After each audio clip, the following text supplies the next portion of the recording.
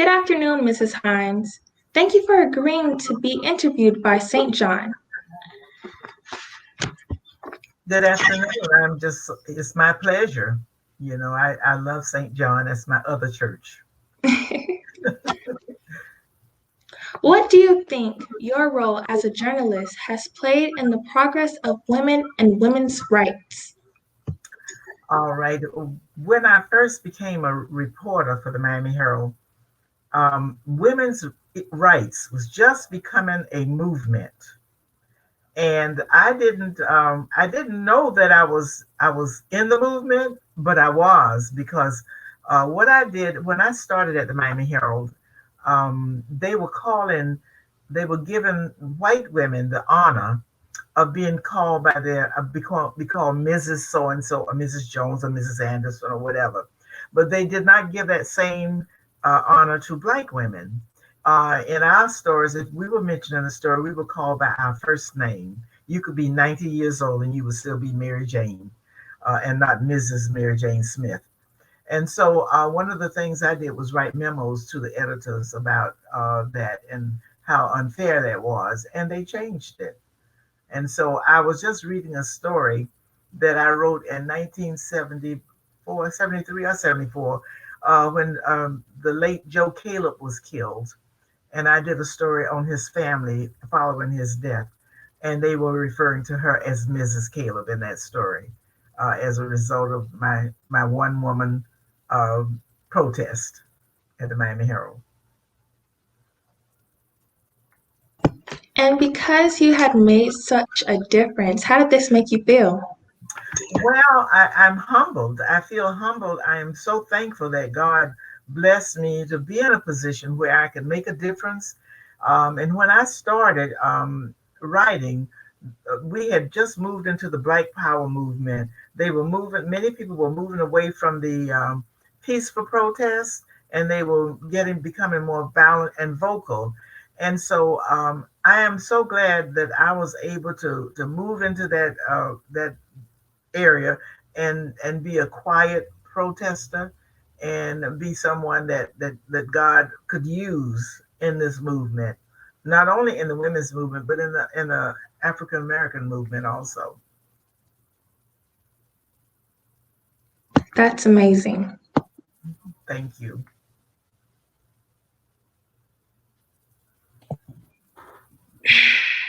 Any more questions? I know you do have some because I got the list right here in front of me. I can't hear you, Naria. Now I can. What specific things have you done to ensure that your position was a benefit to all women? All right. I mentioned that I wrote memos, telling them about the way they treated black women and the difference between blacks, the way they treated white women with respect and honor, and the way they treated black women with disrespect. And so I wrote memos to the city editor and who could change things in the paper. Um, Instead of screaming and fighting and yelling and being unladylike, so to speak, I thought it would be better if I wrote a nice memo, firm and straight to the point, and letting them, this is how you treat the white women and this is how you treat black women. And so even when I went out on an assignment, because they portrayed black women in such a negative way, if I went out to interview a black woman, I would get there earlier than the photographer. And I would make sure that the house was tidy, the living room or wherever we were going to be interviewing, and that she was clean and neat, and that her children, if she had children, were neat. And I'm sure that if they had known what I was doing at the Miami Herald, setting up the photos, so to speak, I probably would have lost my job. But I felt it necessary to do this to undo the unjust things that they had done to black women. And I felt that I was on a mission from God to do this. Maybe I wasn't, but I felt that way. How do you think your memos changed the world how it is today? Well, I know it made a big difference because things changed in the Miami Herald a lot, the way they portrayed blacks. In fact, we were not, when I first became a reporter, they didn't really know what to do with me. And after I became a reporter on June 1st, 1970. And on June 15th, the riots started in Liberty City. But my first day on the job was the day after the riot started. So they really, I went out to cover the riot with the rest of the white reporters. But after the riot, they really didn't know. My editor, the managing editor at the time, told me they'd given me the job on a 3 months trial basis, and he said I had done such good work in 2 weeks that he said he came out to meet me in the city room one morning. And he said, "You're doing such good work. Forget the 3 months trial basis. The job is yours if you want it." And of course, I did want it. And so, because I was, but after then, the white men on the desk, the ones who would, the men who would give the assignments out, the assignment editors, really didn't want me in the city room. They didn't want me in the newsroom. It was a real white boys area, and they didn't have any other black people writing in there. And here I come. I'm a black woman, and I'm the new reporter. I'm black, green, and I'm just new. So they didn't know what to do with me. So they sent me on a lot of wild goose chases. And after about two or three of those, I said, you know what? They're playing games with me, and I have children to raise. I have to feed my children. I have to pay my mortgage. So I went to my city editor and I said, I need this job, and I'm not getting assignments. They're sending me out there playing with my life. And I said, I need this job because I have family, I have children to raise, and I want to do the right thing. And he said, so what do you want to do? And I said, why don't you? I said, you've never done a good job of covering the black community. Why don't you let me go and find some good stories to tell our story? And he said, okay, do that. And I gave them so much copy, they didn't really have anywhere to use it sometime. Some of the stories never got in the paper because I just wrote and wrote and wrote. I went out and found stories to write to tell our story to the community because they really didn't know who we were. They didn't know what we liked. They only thought we ate watermelon and fried chicken. They didn't know that some of us knew what caviar was. So I'm so thankful that God put me in this position where I could tell our story and tell it in a Christian like manner. I never had to cuss anybody out, no matter how ugly they were to me. What single accomplishment are you most proud of? Well, in 19, I believe it was 1981 or 82, I believe it was 81, I became the first black columnist, first black woman columnist. They had hired two other men had been columnists, and I was the first black woman columnist that they hired. Actually, I was the first black woman reporter at the paper. And in 1981, I became a columnist, and my column ran on the front page of the local section, right on the left hand side, right on the side. And because of those columns that I wrote from 1981 to 1985, I was named. There was a magazine called Savvy Magazine. It's now defunct, but that it was a popular magazine at the time, and they named me as one of 5 top women columnists in the country. And then that same year, I was nominated for a Pulitzer Prize, which is the highest prize a newspaper writer can receive in the industry. So I thank God for those accomplishments. Any words to say to Kamala Harris? Oh, I would tell her to stay humble. That being humble doesn't mean that you're stupid. Now you know that, right? No, no. I would tell her to stay humble, to be prayerful. If she doesn't know the Lord, I would ask her to develop a personal relationship with the Lord and ask Him to lead her in all that she does. And that's the best advice I could give anyone. Good afternoon, Miss Range. Thank you for agreeing to be interviewed by St. John. Hello, thank you for having me. What do you think your great-grandmother's role as a woman entrepreneur has played in progress of women and women's rights in South Florida and beyond? Well, I think first that's a very good question. I look at my great grandmother owning her own business as the unlock to her audacity, her ability to be bold, her ability to really lean in in South Florida politics. And I say that because she was never afraid that her boss or employer would retaliate against her for her actions on the political scene.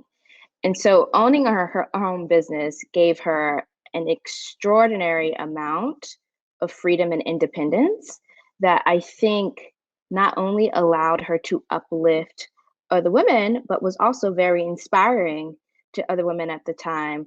I know she was friends with a few women who also happened to be widows, and they all had their own independent ventures, whether it was owning multiple rental properties, owning a funeral home, owning a floral shop. She was a really big advocate for that. And so I think it's sort of, there's a lot of intersectionality. Yes, entrepreneurship is its own area, but it allowed for the women who owned their own businesses to be really active on the political scene, which then, of course, by secondhand, increased women's rights and women's ability to have the things that are due to them. And did your great grandmother encourage you to be an entrepreneur? So I think, can I say that we ever had specific conversations about me owning my own business? Maybe not, but I definitely think there was an expectation that I would come home and help run one of our funeral homes. So by secondhand, yes, there's a great expectation in my family that we all come home and work in the funeral home. But I can say that my grandmother is, of course, a huge inspiration to me. I think about her multiple times every single day. And I now have my own business. I'm not in Miami right now. I plan to come back home eventually. I'm still in DC, but I have started my own business in DC. And so her spirit still lives strong and firm inside of me. Thank you for your answers. She took mentorship seriously, more seriously than we do today. When I hear stories about my grandmother's role in certain women's careers and lives, I look at it more as sponsorship, which, as you ladies progress into career, you'll see into your careers, there's a very different thing between mentorship and sponsorship. Sponsorship is when someone's in the room and is advocating for you, and mentorship is sort of the person that you call when you have a challenge. Not to say that my grandmother was an amazing mentor, but I really do feel like she was a sponsor. Oftentimes, when I hear stories, it's her picking up the phone and advocating on someone's behalf. It's her ensuring that someone gets in the room. It's her ensuring that someone gets a position because she really believed in them and felt to them. So she did that. She, of course, always was pouring into people, always encouraging women to think bigger, go bolder, open that business, run for that seat. I know lots of Florida politicians, including my former boss, Congresswoman Wilson, who spoke with my grandmother before they made their final decision to run for office. And I also think she mentored her grandchildren. There are very few granddaughters. The Range family is very male heavy, but she certainly mentored me, and loved me. So she did a lot. She did a lot. And how does she mentor you? So my fondest memories of my grandmother were around my schoolwork.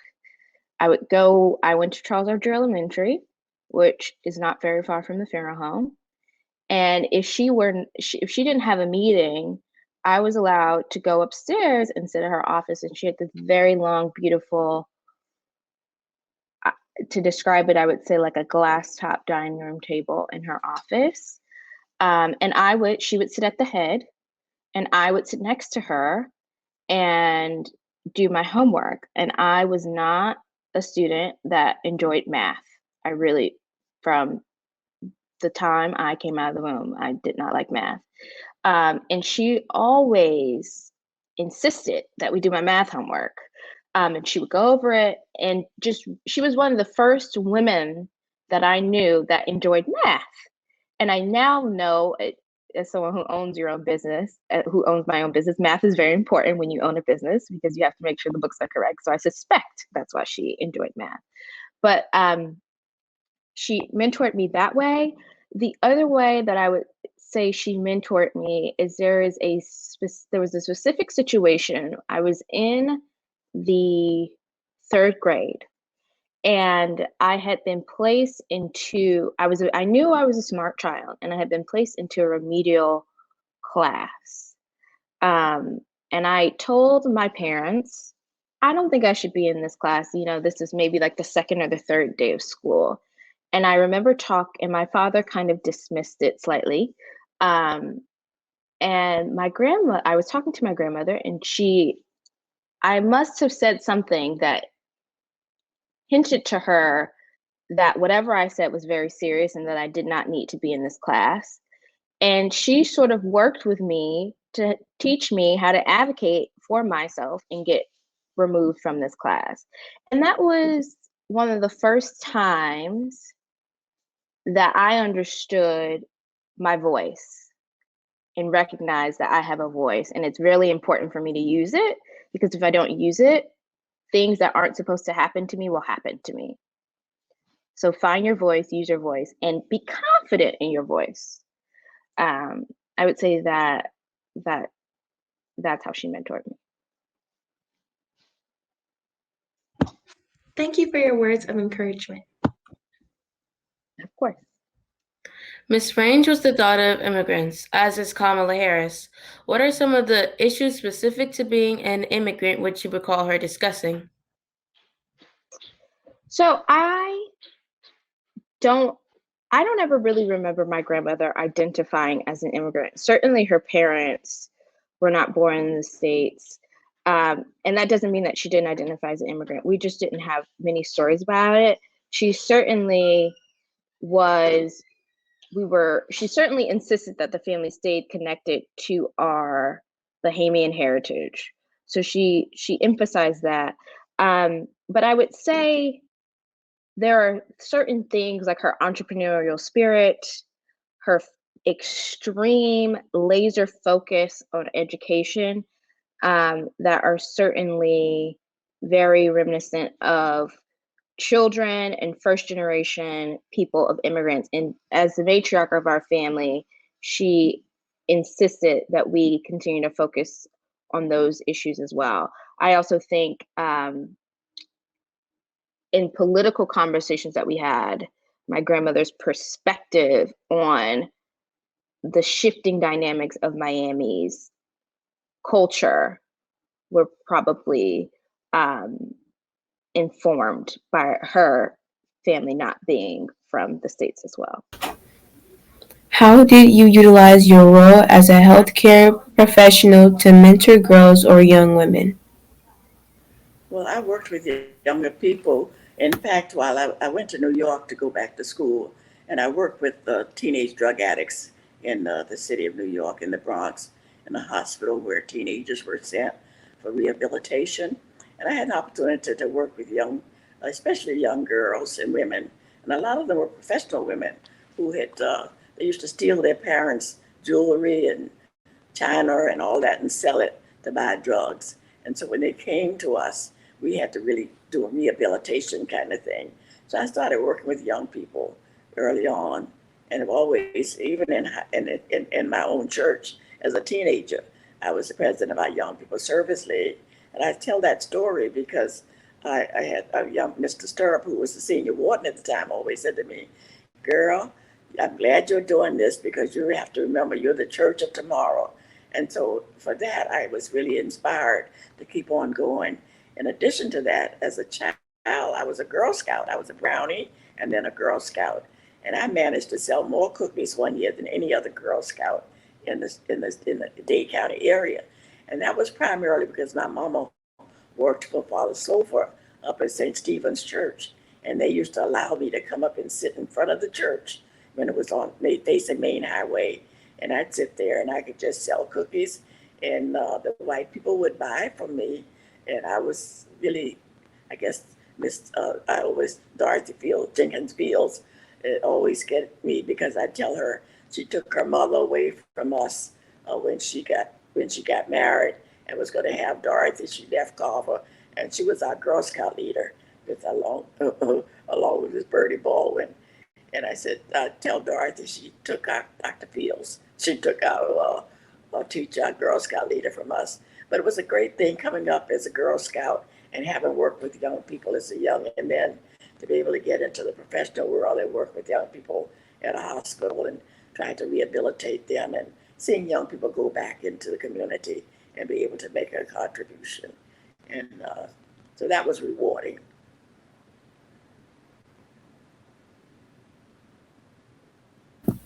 Thank you, Ms. Gibson.